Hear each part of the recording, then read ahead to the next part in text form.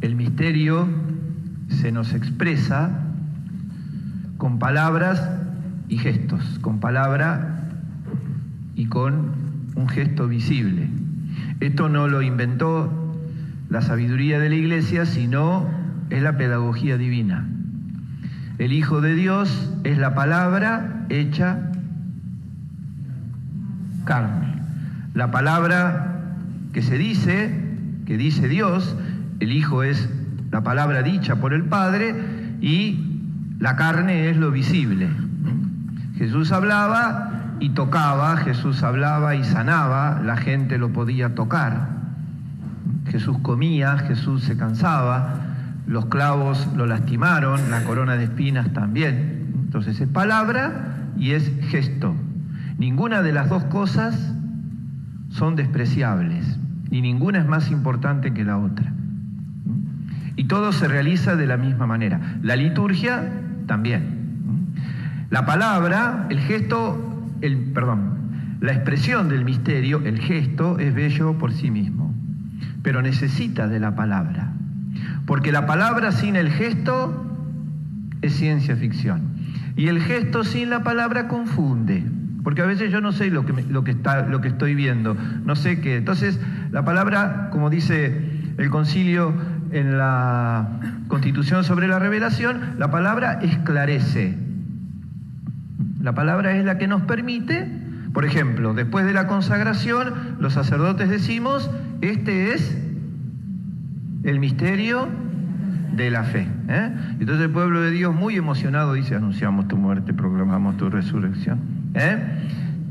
Tendríamos que explotar en ese momento, ¿no? San Francisco decía, en la consagración los cristianos tendríamos que temblar ante lo que vivimos. El problema es que a veces nos acostumbramos y perdemos esta dimensión que es bellísima.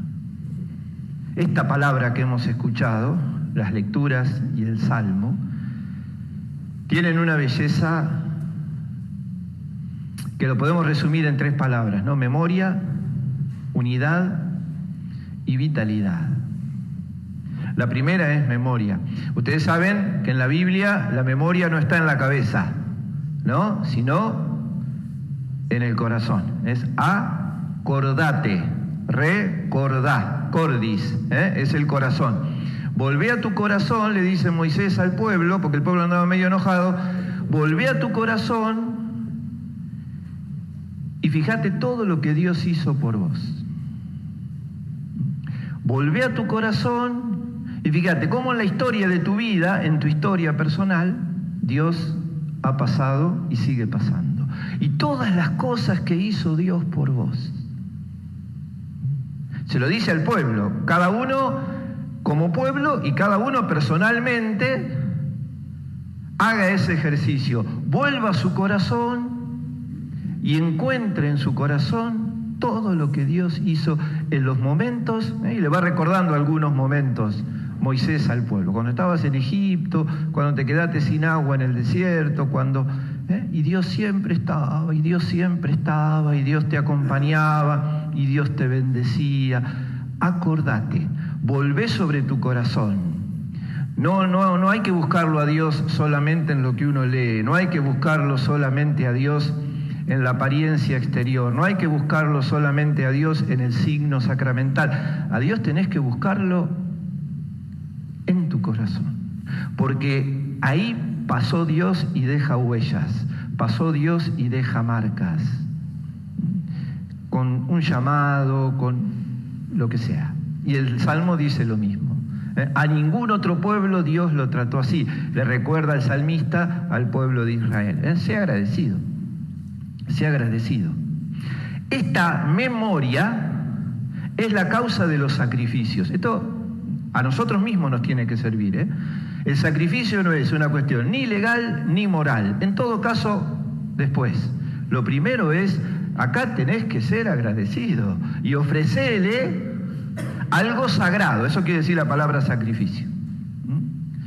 Ofrecerle algo sagrado para responder y agradecer que Dios esté todo el tiempo con vos.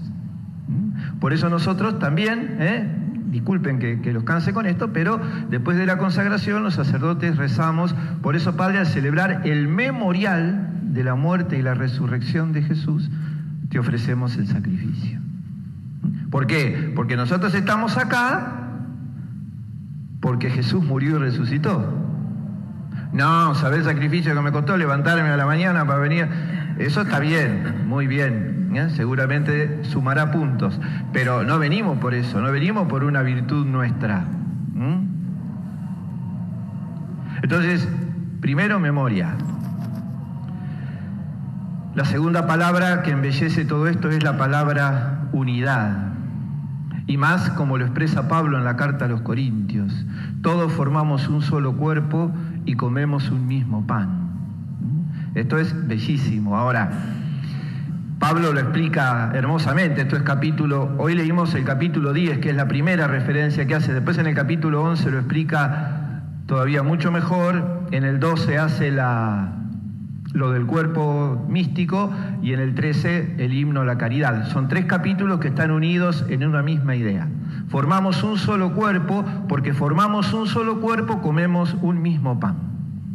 San Ignacio de Antioquía, creo que lo nombré hace unos días, San Ignacio de Antioquía decía que él, celebrando la misa, descubrió este misterio, que cuando se parte el cuerpo de Cristo, se cortan pedacitos, pero cada uno recibe, el pedacito que cada uno recibe es el cuerpo de Cristo. Aunque esté partido, cuando una persona viene a comulgar, le decimos el cuerpo de Cristo.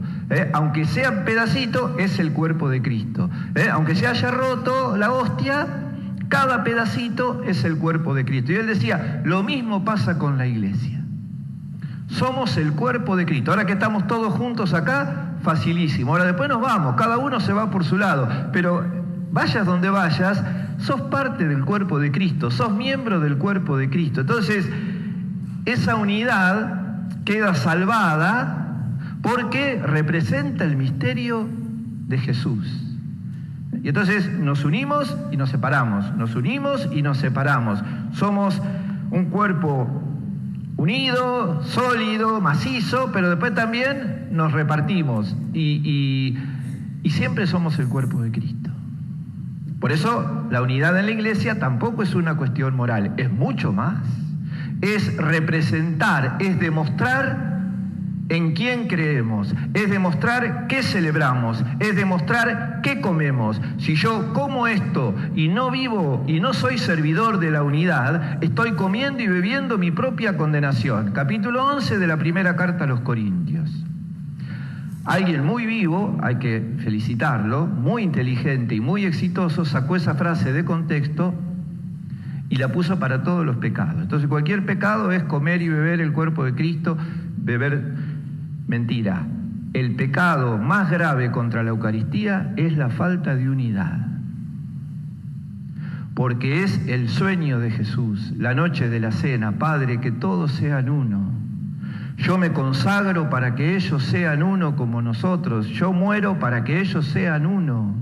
Ese es el sueño de Jesús. El peor pecado, la peor ingratitud, la peor actitud que podemos tener con Jesús es sembrar división. Y sin embargo da la sensación que es un tema que no nos importa mucho en la iglesia. Hoy hay muchos, incluso sacerdotes, que desde las redes sociales y todo, invitan a esto. Invitan a esto. La palabra de Dios no, Entonces yo tengo que predicar la palabra de Dios. Igual tengo que advertir que eso pasa. Después uno elige, porque vieron que la iglesia es como una tienda. Vos entrás a la tienda y decís, a ver, ¿qué cura me queda bien? Entonces te comprás un cura que te quede bien y listo, ¿no? Entonces, como ese dice todo lo que yo quiero, es el cura que me queda bien. Después, si dice lo mismo que la palabra de Dios, si dice lo mismo que enseña la iglesia, no importa. Lo importante es que me quede bien. La palabra de Dios, si ustedes quieren después, capítulo 11, primera carta a los Corintios, el que come y bebe el cuerpo de Cristo sembrando división, puede estar comiendo y bebiendo su propia condenación. Ahora, cuando yo leo lo de San Ignacio, digo, qué hermosa que es la iglesia, Qué hermoso misterio. ¿Cómo nos supera? Porque claro, uno se queda en uno mismo y dice, y no, pero yo soy muy débil, soy muy pecador, no soy digno, que esto, que lo otro, que lo demás. Y es cierto. Ahora, lo otro también es cierto. Si uno lee la carta a los Efesios, en el capítulo 5, Pablo dice, la iglesia es bellísima. Es la esposa bellísima de Jesús. Claro, con todo lo que uno celebra, con todo lo que uno recibe, con toda la iluminación que hay acá, con toda la vida que hay ahí, con toda la vida que hay ahí, ¿cómo no va a ser hermosa? Aún siendo pecadora, ¿cómo no va a ser hermosa? Y después toda la vitalidad del Evangelio, ¿no? Los judíos no podían creer, porque los judíos pensaban que lo único que daba vida era la ley, que una persona venga y diga, vengan a mí, coman mi carne, beban mi sangre y así van a tener vida eterna y así van a vivir para siempre. No lo podían entender de ninguna manera. Y Jesús le decía, yo soy vida, pero no solamente por la comunión. No es solamente el momento de la comunión. La Eucaristía no es solamente lo que está dentro del sagrario. La Eucaristía es el gesto amoroso de Jesús que nos trae el amor del Padre y nos llena de vida. Entonces, cuando yo vengo a misa y lo recibo, eso genera en mí un caudal de vida que después me permite el vivir de todo el tiempo, en mi casa, en la calle, los chicos en la escuela, en el trabajo, donde sea. Pensar que la Eucaristía es solamente el sagrario quiere decir que si yo en la semana no puedo ir a un templo, me quedo sin Jesús. Error. Porque además lo que recibís es tan fuerte, no se vence. Las hostias no traen fecha de vencimiento. No se vence nunca. Entonces yo que vivo por el Padre, les traigo vida, les dice Jesús. Y si ustedes permanecen en mí, van a vivir para siempre. Van a tener vida eterna. Van a resucitar en el último día. Yo los voy a resucitar en el último día, les dice Jesús. Es demasiado lindo todo esto, no tengo más palabras. Es hermoso esto. Por eso la iglesia en el momento de la consagración nos dice, arrodillate, porque no te sale nada. Es impresionante lo que estás viendo, lo que estás viviendo. Entonces, arrodillate y adorá, nada más. No podés hacer otra cosa. El momento de la consagración tiene eso, ¿no? Es lo que hace que la misa sea misa y no cualquier otra celebración. Pero también nos dice la iglesia, bueno, y después que lo recibiste, andá con Jesús por todos lados. Andá con Jesús por todos lados. Es muy lindo todo esto, es realmente algo que nunca nos terminaremos de agradecer. Gracias. Ayer hablaba con algunas de estas señoras que nos abrieron la casa, gente que nos recibió para llevar a Jesús y era gracias. Y recién celebré en el hogar de la Providencia y le llevamos el Santísimo a las abuelitas que no podían ir a la misa. Y era una cosa, todo lo que provoca Jesús. Entonces, lo provoca en el templo, obviamente, lo provoca en el sagrario, pero lo provoca en mí cuando yo lo recibo. Entonces tengo que sentirme parte de eso. Nunca perder la memoria. Trabajar por la unidad para cumplirle el sueño a Jesús y llenarme de esa vitalidad, de esa vida que solo Él nos puede regalar. Rezamos el credo. Creo en Dios.